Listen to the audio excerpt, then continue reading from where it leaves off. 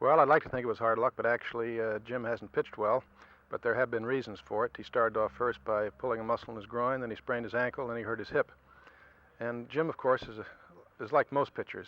He has to have his rhythm, his coordination. He didn't have it, and his control was off when he got the ball over the plate. He not only didn't have his best stuff on the ball, he didn't get the ball in the right spot. As a result, he got hit.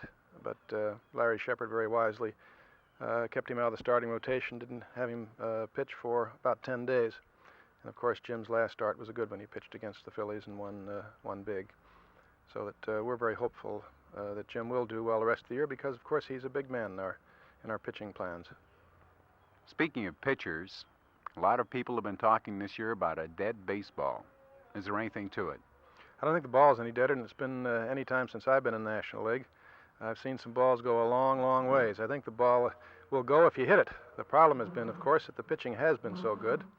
I think a number of rainouts, a number of postponements has made it pretty difficult for the hitters to get into their stride. But I would anticipate the rest of the year that we'll have as much run scoring as we've had in the last 10, 12 years.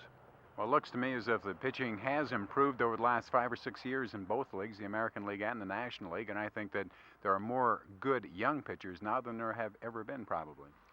I mentioned it to somebody the other day. I think that there is a greater balance of pitching on all 10 teams in the National League than there has been in the 12, 13 years I've been in Pittsburgh. There are no easy marks anymore. You go to the Mets. They've got some great young arms, and they look like they know how to pitch. And the same thing is true of Houston. Houston has some fine pitchers. The Cubs have good pitching, and those are the three bottom clubs. So that you can't go into any town and look for an easy series anymore. You know you're going to face good pitching.